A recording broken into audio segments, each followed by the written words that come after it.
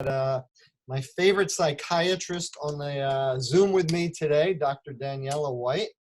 She's in Houston, and I am coming to you from, let's see if this is working. There I am.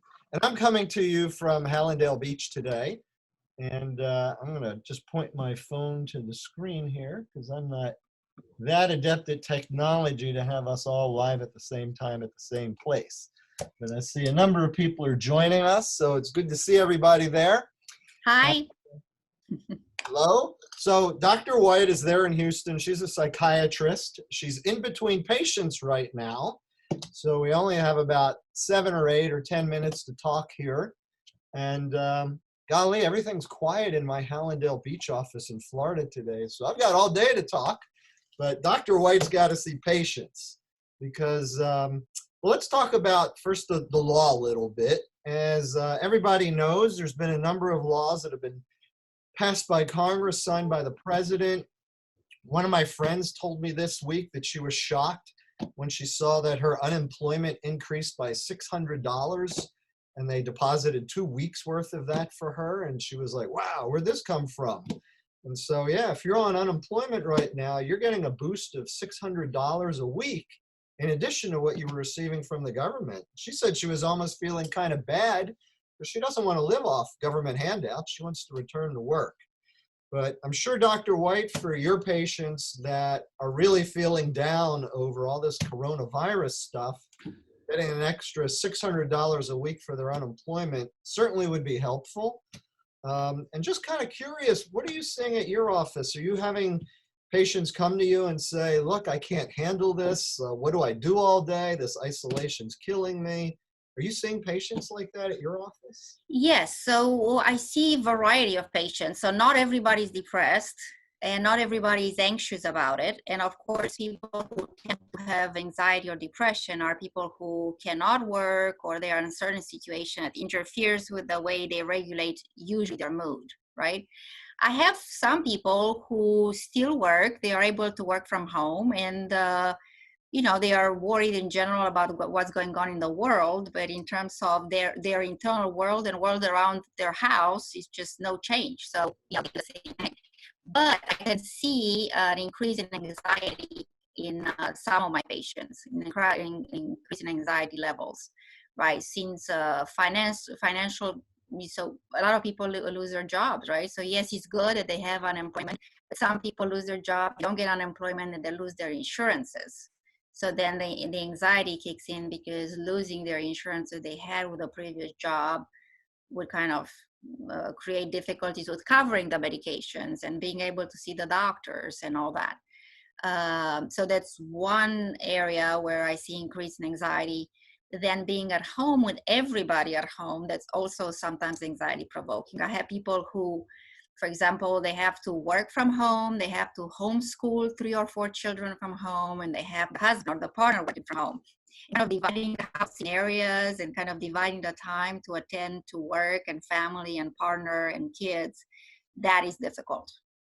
So, of course. One of the lawyers at my office, he's homeschooling with his kids, and his wife and he are both working from home. And he tells me that he alternates with his wife, like he has the kids for 2 hours, then he can go to work, and then she's got the kids for 2 hours, and then he's got the kids back and she works, so they go back and forth every 2 hours. So they're just developing their own system on how to deal with all of this. What about people like like myself? I go to work every day, and so my daily routine is kind of the same, but then at the end of the day, I'm so used to going out to eat or going to events after work. And yeah, it's kind of depressing not to be able to do any of that stuff and just come home and there's no sports on TV. And it's like, what are we supposed to do? How do we continue to live life day after day after day without having any of these social activities, sports, etc., that we're so used to doing? Well, what we try to teach people is to kind of look for the silver lining in the situation at home. So there are little things, right? Like some people can focus on, wow, I can spend more time with my kids. I never thought I can teach them. So they make a positive in spending more time and trying to parent and teach at the same time. we try to tell them to focus on activities that are similar to what they used to do, in terms of creating a feeling of joy or feeling of calm. For example, you want to go out and eat, but maybe a reasonable alternative would be to cook at home and have an experience or a shared experience with that instead of going out and eat, right? So a lot of people share recipes, or they Zoom and cook together, and they try to find replacement for activities that they used to do before that now they are limited in doing because of the COVID-19, right? So keeping or having some sources for joy, calm, and relaxation, this is important. Attending to your relationships, right? That's also important. And finding some ways of feeling engaged, like feeling in the flow. So having something to do that kind of absorbs you and allows you to forget about what's going on outside. And for some of us, is work, right? For other people, if they cannot go to work, they can find a hobby or other things that can absorb them. Have you found any patients asking you for a doctor's note in order to help them get time off from work, or help them get the coverage under the Expanded Family Medical Leave Act in terms of, I'm too depressed to go to work, doctor, because I'm afraid I'm going to catch coronavirus if I keep going to work, or I'm afraid if I go to work, I might bring it home. And I live with Yeah, I didn't encounter that because most people who are willing, who are able to work, their work accommodates them now to do virtual working, right? So that hasn't been a problem. I had problems outside. I had people outside the country that needed a note that they need to come back in the country. So that was a difficult, I mean, I've never encountered that before, but that also happened, right? So, you know, we just try to adjust with different situations. But in terms of releases, no. I mean, going to a doctor, a lot of doctors do virtual appointments, so that's not a problem.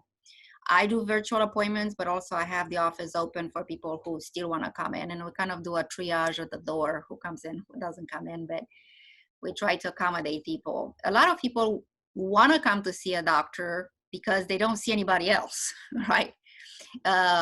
So that's also a benefit of having an in-person doctor visit, if you can do it.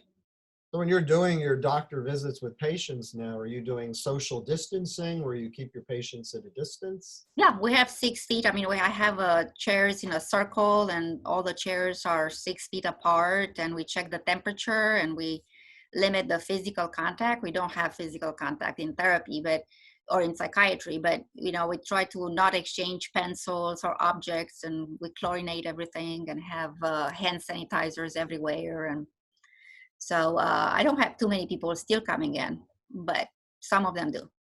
All right. Well, I know you've got patients in your waiting room for this afternoon, so I'm going to let you go, and appreciate you joining me here today on Zoom and on Facebook Live, and we'll try to get this video posted on both and maybe in a blog post. But good luck to you with all of your patients. Thank you. And thank you for having me. Take care. Bye-bye.